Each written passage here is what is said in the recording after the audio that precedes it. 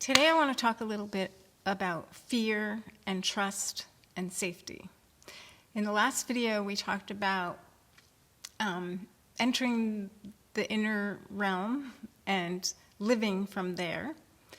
And I'm going to mention in a minute how that fosters trust, which trust is really self-trust and what self-trust is made of. But I was watching an interview with Tom Cruise, and he's done most of his stunt work, I think all of his stunt work in his movies. And they were asking him, how does he handle fear? And he said, fear's not a problem for me. I embrace it because fear is just about going into the unknown.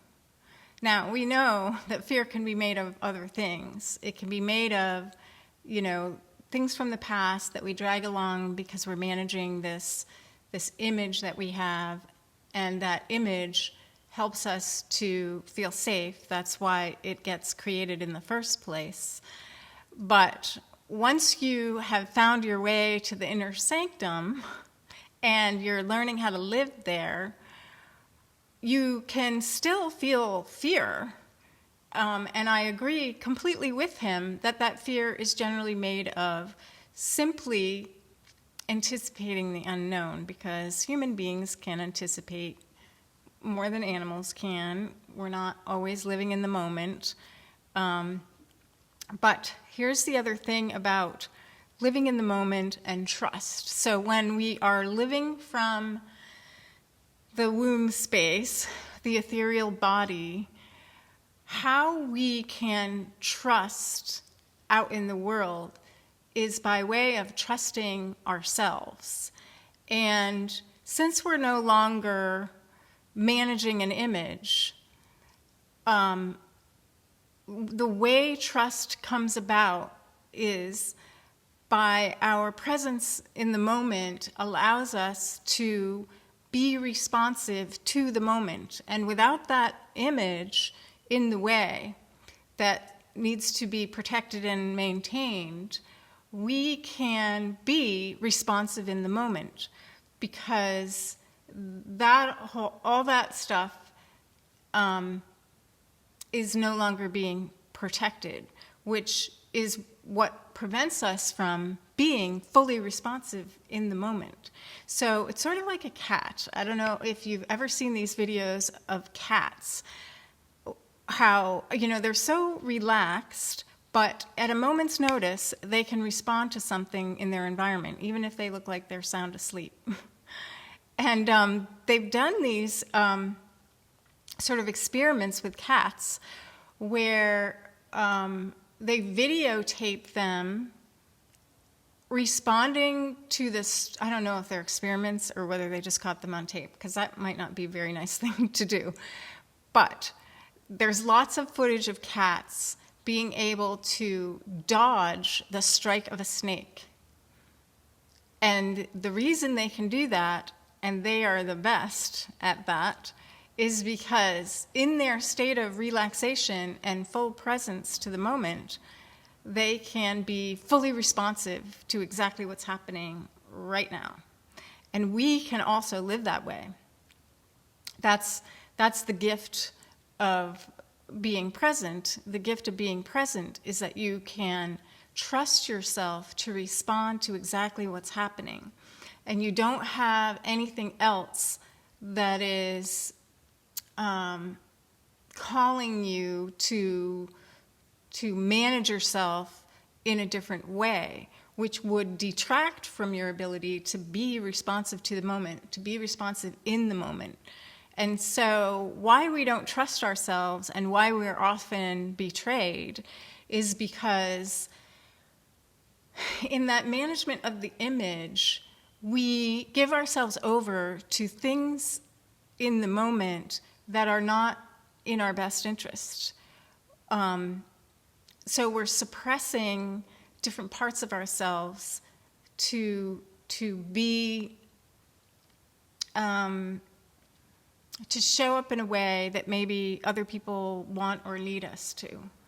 But actually, in reality, once we are in that fully embodied state, we're more responsive to people in the moment, and in a deeper way, and in a way that is more satisfying and fulfilling for ourselves and others. And so, so that's one of the ways that we are able to make ourselves feel safe when we are in the embodied state, because we are fully present to the moment, fully responsive to the moment. We accept what it is we need to do to be responsive to the moment. And then there's no gunk around that. We can be more like a cat. And that is really where our sense of safety and trust comes from. It's not by placing our trust in another person. In fact, we don't really have to place our trust in others. We just have to place our trust in our ability to discern and respond in the moment fully on behalf of ourselves, as if we were like the guardian of ourselves.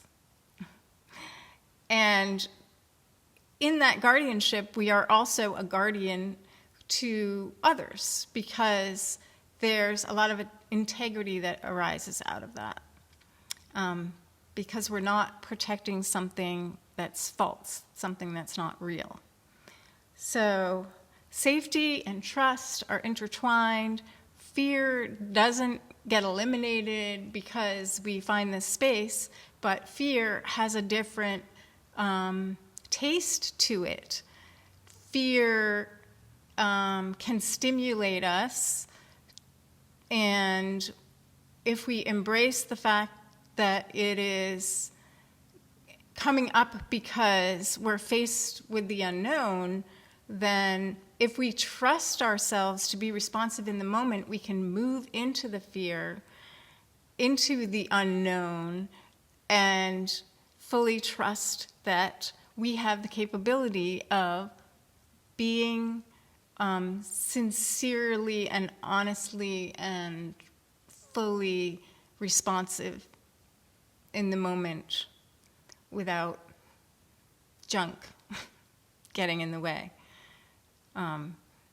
So then we are trustworthy to ourselves, and ultimately we are then trustworthy to others. I hope this makes sense.